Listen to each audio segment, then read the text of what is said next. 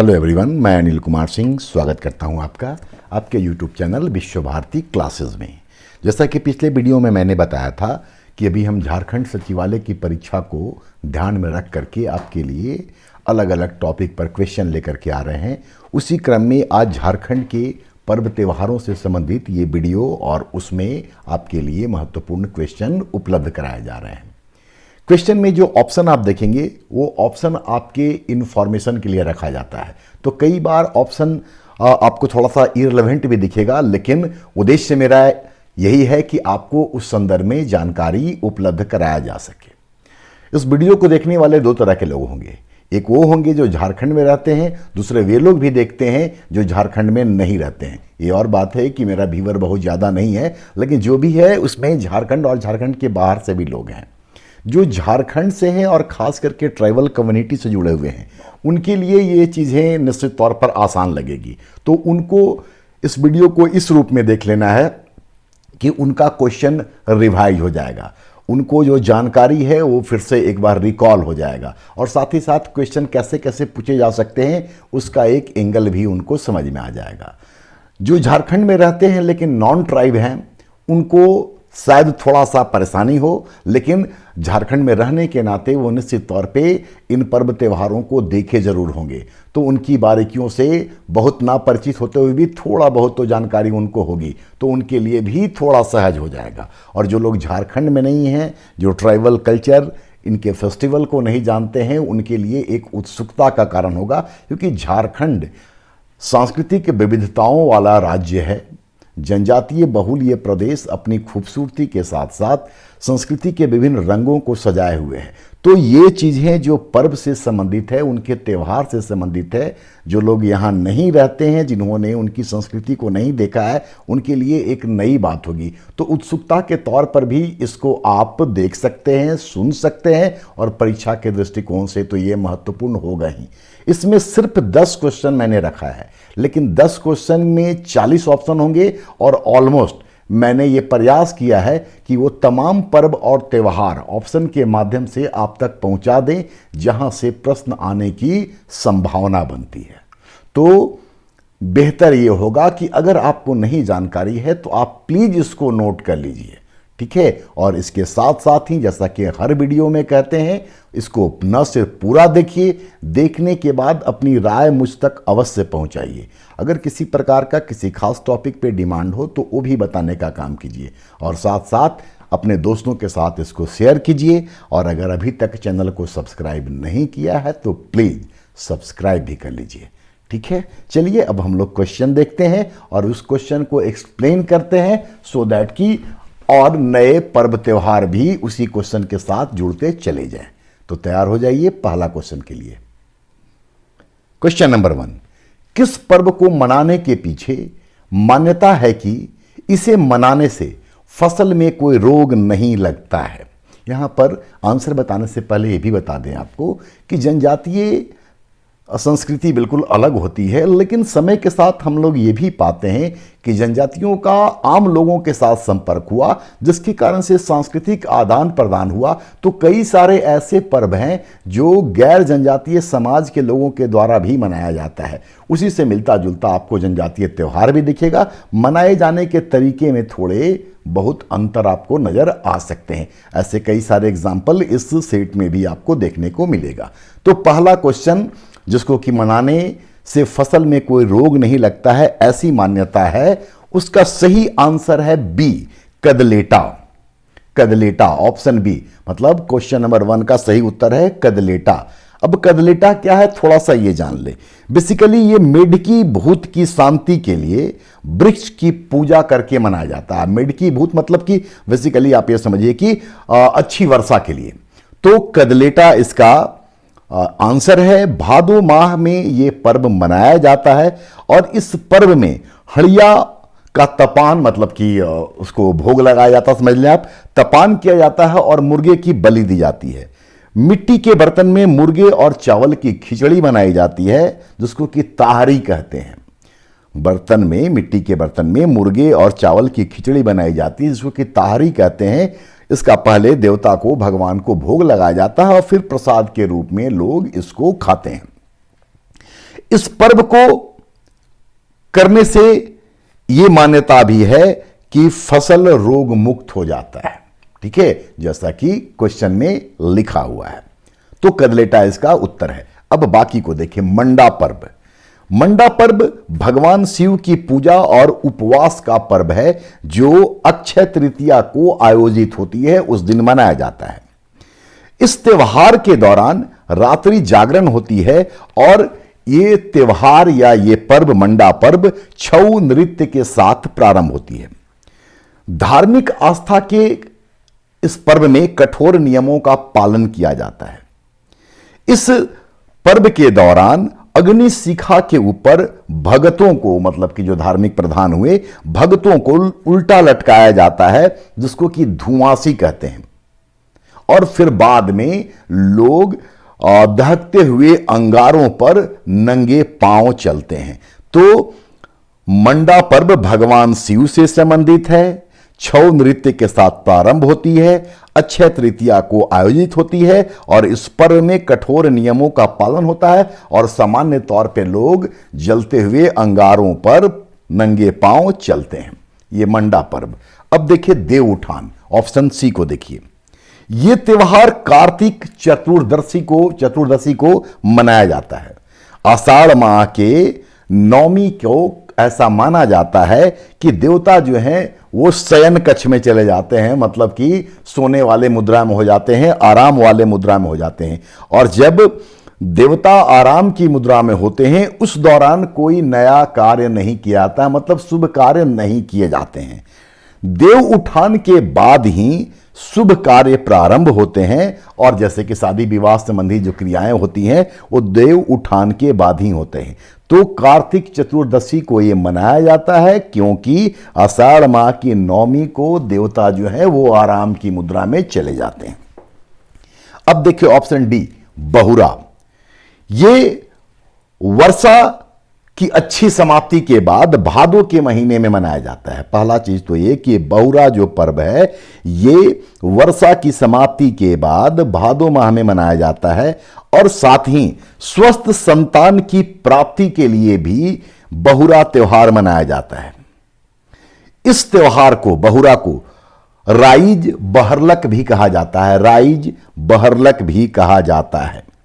भादों माह के कृष्ण पक्ष के चतुर्थी को यह त्योहार मनाई जाती है। तो ये पहला क्वेश्चन और पहला से 4 जो ऑप्शन है सबके विषय मैंने बताया। तो मंडा पर्व पे क्वेश्चन पूछेगा, कदलेटा पे, देव उठान, बहुरा पे, तो आप आंसर देने की स्थिति में होंगे। क्वेश्चन नंबर 2, खड़िया जनजाति सरहुल को किस नाम से मनाती है? पहले सरहुल। सरहुल 2 शब्दों के मेल से बना हुआ है। सर मतलब सरई या सखुआ का फूल और हुल का मतलब क्रांति। तो सरहुल का मतलब हुआ सर से सरई मतलब सखुआ का फूल और हुल का मतलब क्रांति। इसमें साल वृक्ष की पूजा की जाती है। साल मतलब सखुआ। साल वृक्ष की पूजा की जाती है क्योंकि ऐसा माना जाता है कि इस वृक्ष में बोंगा मतलब कि देवता का निवास होता है। तो साल वृक्ष की पूजा से संबंधित ये सरहुल का त्योहार है और जनजातियों का सबसे बड़ा त्योहार माना जाता है सरहुल। ये सरहुल जो है वो बैसाख के माह में अलग अलग तिथियों को विभिन्न गांवों में अलग अलग समय में मनाया जाता है, लेकिन इसमें हो जनजाति और उरांव जनजाति सरहुल को एक ही दिन मनाते हैं।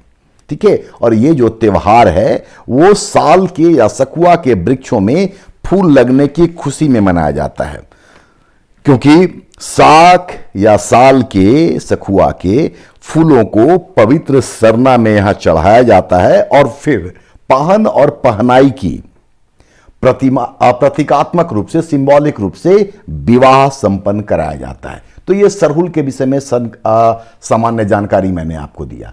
अब है कि खड़िया जनजाति सरहुल को किस नाम से जानती है? तो खड़िया जनजाति में इसको जंकारे या जकारे कहा जाता है। ऑप्शन सी इसका सही उत्तर है। जबकि मुंडा जनजाति में इसको बा परब कहा जाता है।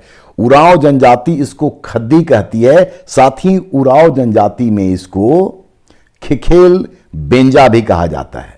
खद्दी या खेखेल बेंजा उरांव जनजाति में, बा परब मुंडा जनजाति में, जबकि बाहा संथालियों में सरहुल को कहा जाता है।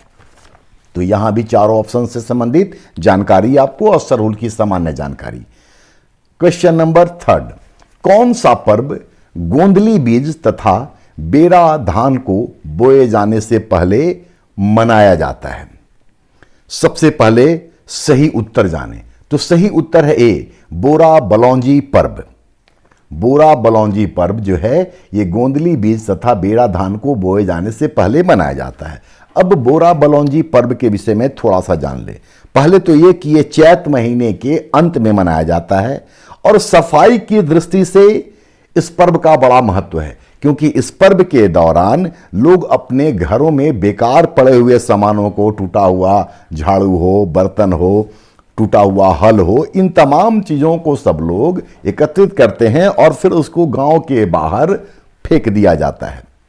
लोग इस त्योहार के दौरान अपने अपने घरों से खाना बनाने की अलग अलग सामग्री लेकर के गांव के बाहर पहुंचते हैं, सामान को जो बेकार पड़ा हुआ उसको फेंकते हैं और फिर गांव के बाहर ही भोजन पकाते हैं और फिर वहीं पे खाना वाना खा करके शाम के वक्त वो घर में लौटते हैं और फिर अगले दिन से गोंदली बीज और बेरा धान को बोए जाने की प्रक्रिया प्रारंभ होती है। तो इसका संबंध है बोरा बलौंजी पर्व से, ऑप्शन ए। अब बाकी के विषय में भी जान लें। अयप्पा पूजा।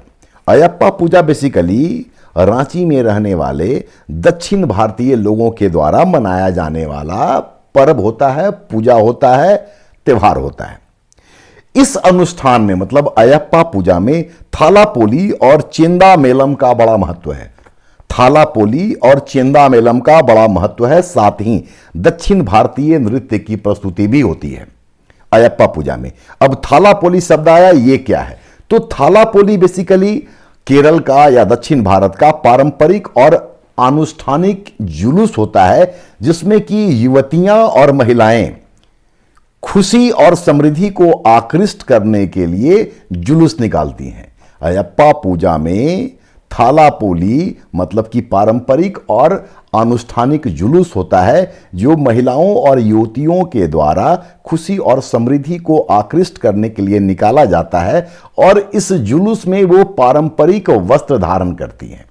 जबकि जो दूसरा नाम आ रहा है चेंदा मेलम, ये चेंदा मेलम एक प्रकार का ऑर्केस्ट्रा है जिसमें कि पारंपरिक वाद्य यंत्रों को प्ले किया जाता है, बजाया जाता है। तो ये जो अयप्पा पूजा है ये बेसिकली राजधानी रांची में जो दक्षिण भारत के लोग होते हैं उनसे संबंधित पूजा है।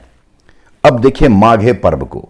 माघे पर्व नाम से स्पष्ट है कि माघ के महीना में होगा। मुंडा जनजाति में माघे पर्व विशेष रूप से मनाई जाती है और माघे पर्व को झंडा पर्व भी कहा जाता है। माघे पर्व मुंडा जनजाति में खास तौर से मनाई जाती है, जिसको कि झंडा पर्व भी कहा जाता है। और ये जो माघे पर्व है ये साल के फूल के गिरने से पहले ही मना लिया जाता है। माघे पर्व साल या सखुआ के फूल के गिरने से पहले मना लिया जाता है। ऑप्शन सी हो गया। अब ऑप्शन डी को देखें, बुरु पर्व। बुरु मतलब पहाड़। मुंडा जनजाति खास करके, अन्य जनजाति में भी मनाई जाती है, इसमें कोई दो राय नहीं है, लेकिन मुंडा जनजाति द्वारा खास रूप से इसको मनाया जाता है। इसमें मरांग बुरु मतलब कि सबसे बड़े पहाड़ और बुरु बोंगा मतलब कि पर्वत देवता की पूजा की जाती है। बुरु पर्व में मरांग बुरु मतलब कि सबसे बड़े पहाड़ और पर्वत देवता बुरु बोंगा इनकी पूजा की जाती है। और ऐसी मान्यता है कि जिस तरीके से भगवान शिव कैलाश पर्वत पर रहते हैं, उन्हीं को सिंबॉलिक तौर पर देखते हुए जो अपने क्षेत्र में सबसे बड़ा पहाड़ होता है उसकी पूजा की जाती है। साथ ही साथ इस पर्व में, बुरु पर्व में मानव के कल्याण हेतु बलि की भी परंपरा है। तो यहां भी चारों ऑप्शन आपके लिए। नंबर 4, मंडा पर्व के दौरान दहकते अंगारों पर चलने की क्रिया को क्या कहते हैं? मंडा पर्व के विषय में आपको बाकी जानकारी हम पहले क्वेश्चन में दे रखे हैं। ठीक है, ये मंडा पर्व जो है पहले तो ये जान लीजिए कि जनजातियों के साथ साथ जो यहाँ सदान लोग हैं उनके द्वारा भी मनाया जाता है। और दहकते अंगारों पर चलने की क्रिया को क्या कहते हैं? तो इसको कहते हैं फुलकुंदी। आप लोगों ने निश्चित तौर पे देखा होगा, जो झारखंड में हो तो देखे ही होंगे, बाकी लोगों को भी इसकी जानकारी निश्चित तौर पे होगी, न्यूज़ वगैरह में प्रायः आता है। तो इसका सही उत्तर है फुलकुंदी। धुआरी मैंने पहले बता दिया था कि जिस रात मंडा पर्व होता है तो जागरण की रात भगतों को धूप धुवन की अग्नि शिखा के ऊपर उल्टा लटका दिया जाता है और झुलाया जाता है, जिसको कि धुआरी कहते हैं। सुखताइन, सुखताइन का क्या अर्थ हुआ? तो मंडा पर्व के दौरान उपवास व्रत रखने वाली जो महिलाएं होती हैं, महिला व्रती होती हैं, उनको सुखताइन कहते हैं, जबकि ऐसे ही कार्य करने वाले पुरुष को भक्ता कहा जाता है। झारखंड राज्य में भगवान शिव या महादेव का यह सबसे कठोर पूजा माना जाता है, जिसको कि हम लोग मंडा पर्व कहते हैं। आप इसी से कल्पना कर सकते हैं कि खाली पैर दहकते हुए अंगारों पर चलने का कार्य भी किया जाता है। नंबर 5, किस पर्व के दिन सांकेतिक रूप से धान की बुआई की जाती है? सिंबॉलिक रूप से, मतलब एक शुभ मुहूर्त निकाल दिया जाता है कि अब इसके बाद धान की बुआई हो सकती है। तो सांकेतिक रूप से धान की बुआई की जाती है जिसे धान बुनी कहा जाता है। ऑप्शन देखें। ऑप्शन ए मंडा पर्व। मंडा पर्व ही इस सवाल का सही जवाब है। इसी पर्व के दौरान यह कार्य किया जाता है। अब बाकी को देखें। आषाढ़ी पूजा, नाम से स्पष्ट है, आषाढ़ के माह में होता है ये। अखरा या आंगन में इस पूजा के दौरान काली पाठी, पाठी मतलब बकरी, छोटी बकरी को पाठी बोलते हैं, पाठा बकरा को और बकरी को पाठी बोलते हैं। तो अखरा या आंगन में काली पाठी की बलि दी जाती है। और मान्यता यह है कि आषाढ़ी पूजा से गांव में चेचक नहीं फैलती है। आषाढ़ी पूजा से गांव में चेचक जैसी बीमारी, महामारी नहीं होती है। और आषाढ़ी पूजा भी जनजातियों के साथ साथ सदानों के द्वारा किया जाता है। ऑप्शन सी देखें, सुरयाही पूजा। सुरयाही पूजा कुछ जनजातियों में प्रचलित है और ये अगहन के महीने में किया जाता है। सुरयाही पूजा के दौरान सफेद मुर्गे की बलि दी जाती है।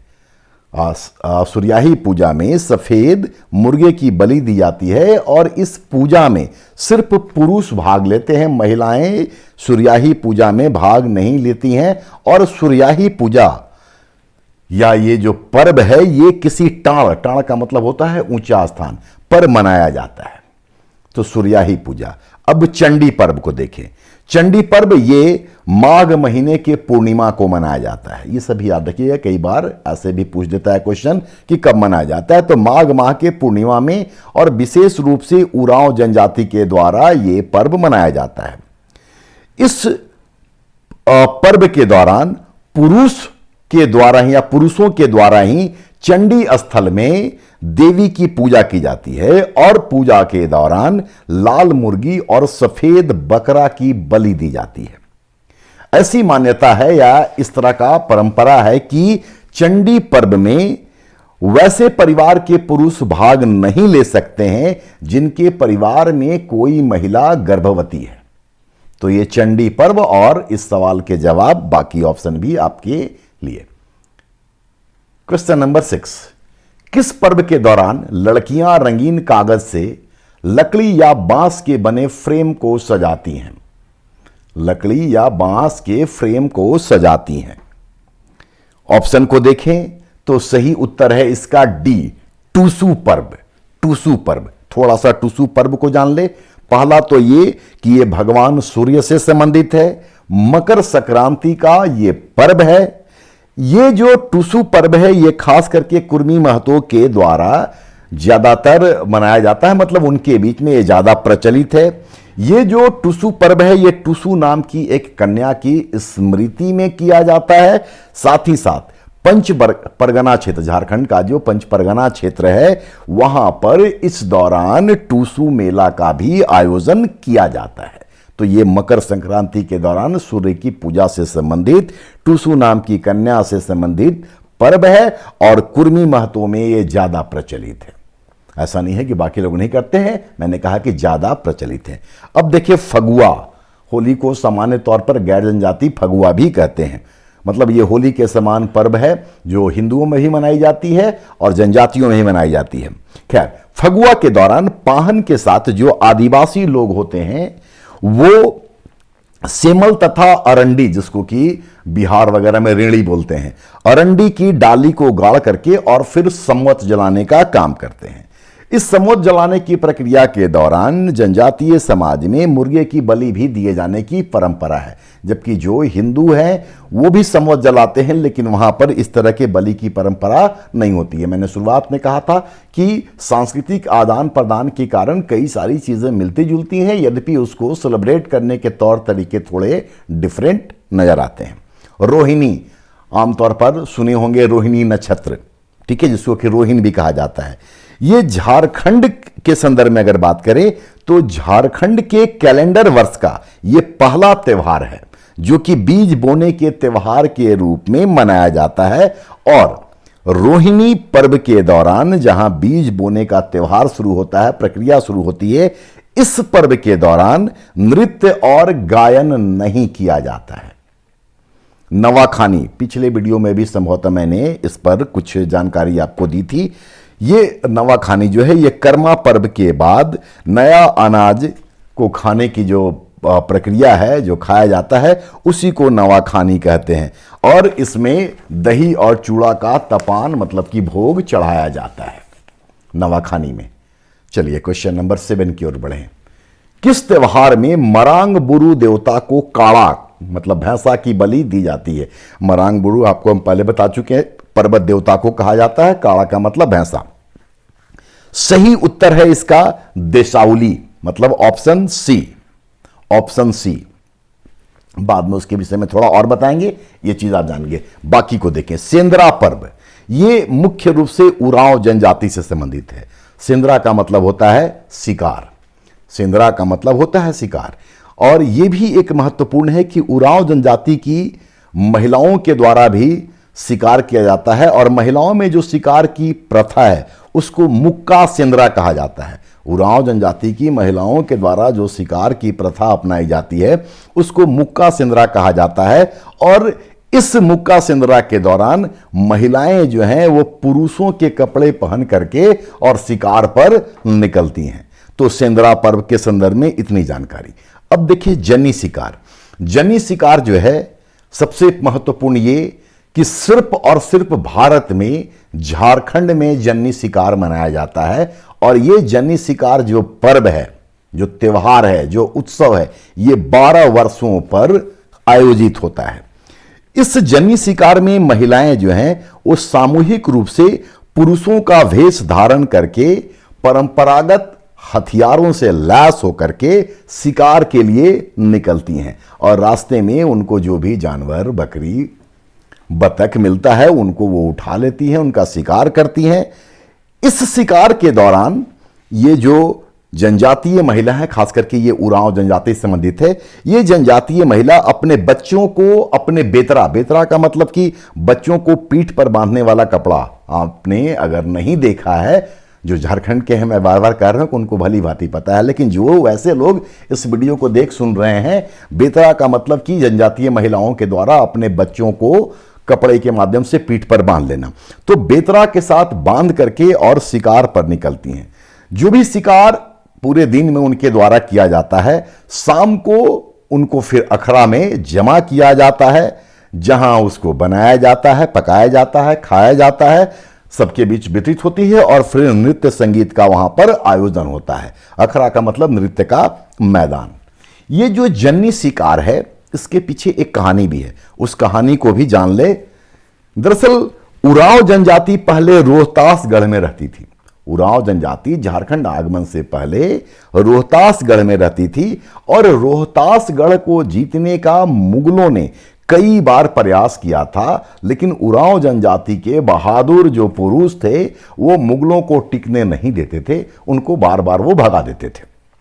तब मुगलों ने ये सोचा कि किस तरीके से रोहतासगढ़ को जीता जा सकता है, तो उन लोगों ने ये योजना बनाया कि हम लोग रोहतासगढ़ पर तब हमला करेंगे जब पुरुष जो होंगे वो खा पी करके मदहोश हो जाएंगे, बेसुध हो जाएंगे।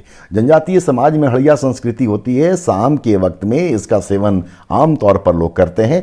तो मुगलों ने यही प्लान किया कि हम लोग उस समय जाएंगे जब पुरुष खा पी करके बेसुध पड़े रहेंगे, और उन्होंने अपनी योजना को अंजाम देने के लिए ऐसा ही किया। सारे जो पुरुष थे उरांव जनजाति के, वो लोग बेसुध पड़े हुए थे और मुगलों ने हमला कर दिया। तब मुगलों का सामना करने के लिए महिलाओं ने पुरुषों का भेष धारण किया और मुगलों से जम करके लोहा लिया। मुगलों को भागना पड़ा, वे हार गए। बाद में कुछ लोगों ने मुगलों को बताया कि आप लोग जिससे हार करके आ रहे हैं वो तो महिलाएं हैं। तो मुगलों को यकीन नहीं हुआ, तो वह बोला गया कि भाई यकीन दिलाओ, ये कैसे हो सकता है, हम लोग को विश्वास नहीं हो रहा है। तो उनको कहा गया कि जाइए आप उन महिलाओं को जो आपको हराए हैं उनको देखिए, वो नदी किनारे अपना मुंह धो रही हैं। और आमतौर पर महिलाएं जब मुंह धोती हैं तो दोनों हाथों का इस्तेमाल करती हैं। ये प्रैक्टिकली हम सब देखे हैं। पुरुष जो होते हैं वो एक हाथ से मुंह धोने का काम करते हैं आमतौर पर। देखा गया कि वहां पर जो पुरुषधारी महिलाएं थीं वो दोनों हाथों से ही अपने चेहरे को साफ कर रही थीं। तो फिर उसके बाद उन लोगों को हरा दिया गया।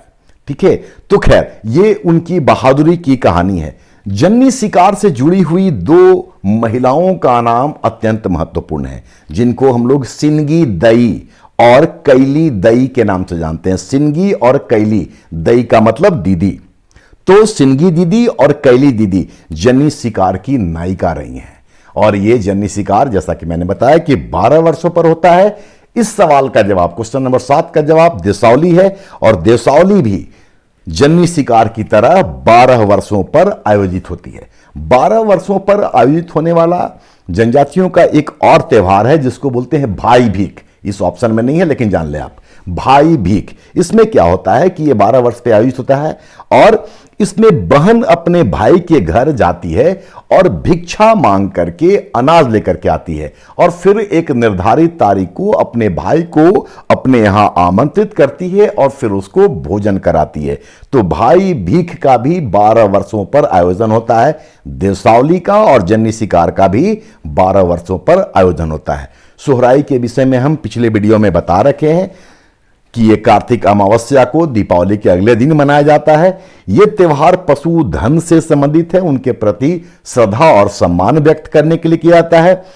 संथाल जनजाति का झारखंड में सोहराई सबसे बड़ा पर्व होता है और इस पर्व के दौरान घरों की दीवारों को सजाया जाता है। पेंटिंग करने की परंपरा भी रहती है या होती है। नंबर 8, कौन सा पर्व भाद्रपद मतलब भादो महीने के शुक्ल पक्ष की एकादशी को मनाया जाता है? सही उत्तर पहले जान ले। सही उत्तर है कर्मा। ये झारखंड का सरहुल और कर्मा सबसे महत्वपूर्ण पर्वों में से एक है।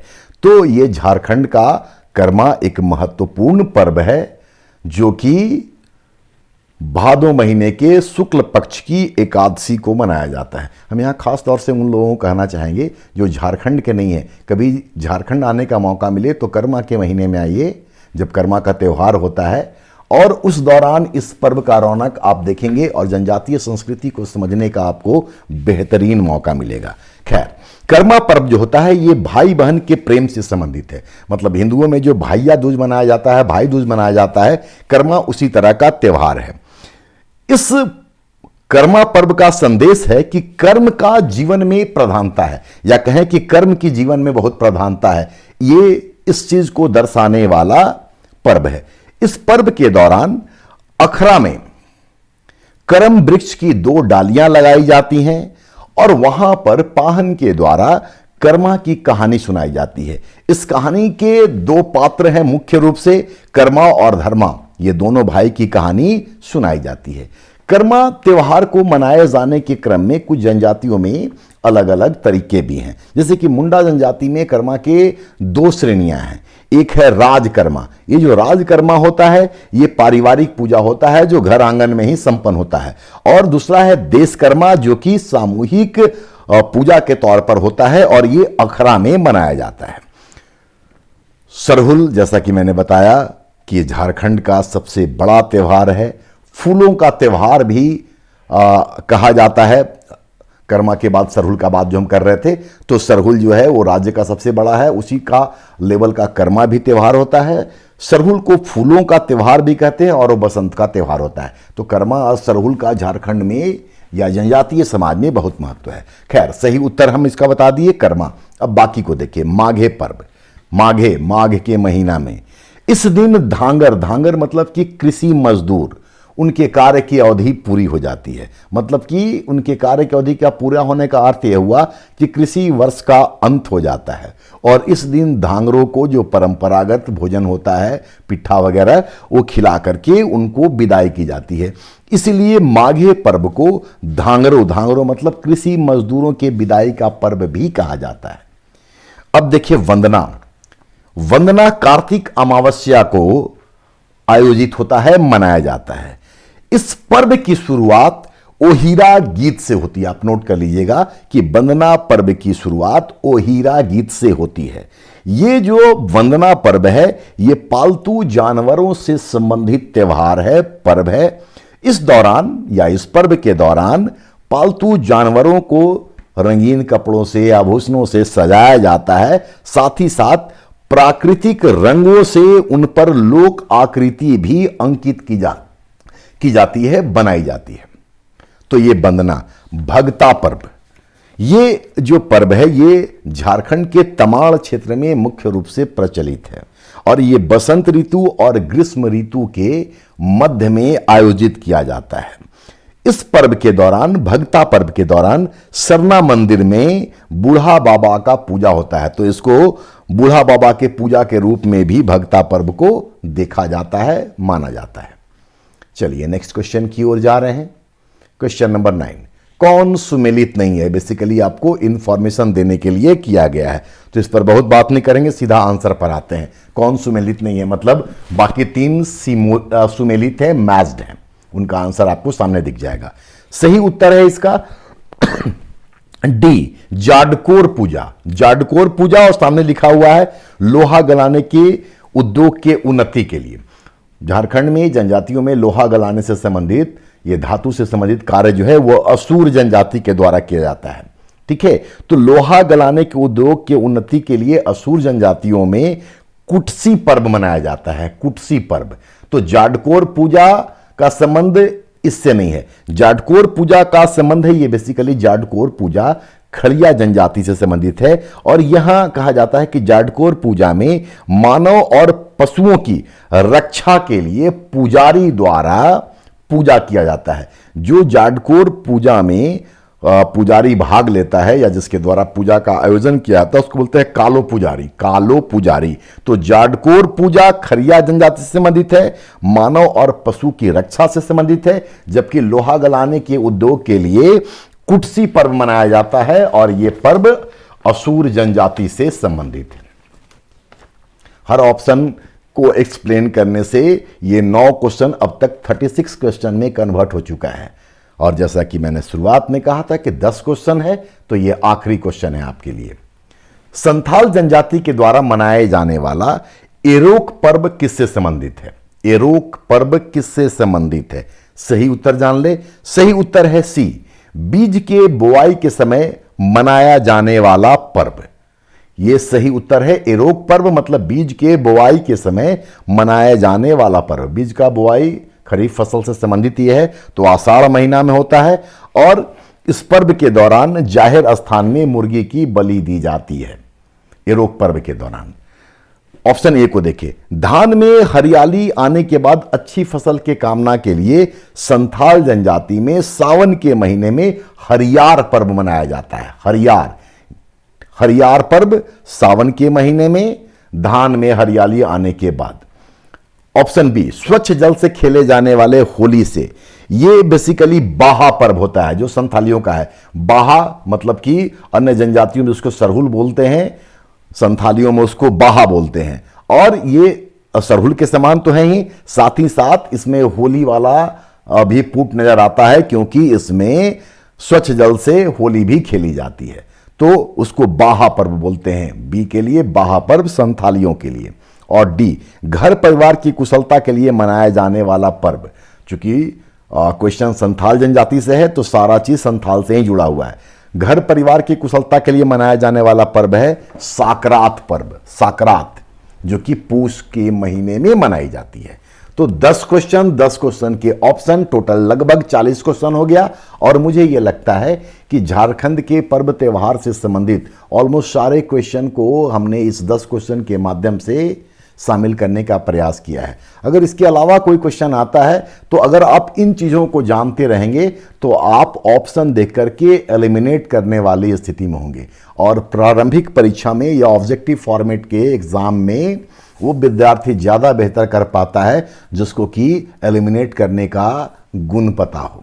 चलिए, उम्मीद है वीडियो आपको न सिर्फ पसंद आएगा बल्कि आपके लिए उपयोगी भी होगा। तो आप अपनी प्रतिक्रिया मुझ तक पहुंचाइए और अगले वीडियो के लिए आप इंतज़ार कीजिए, तैयार रहिए।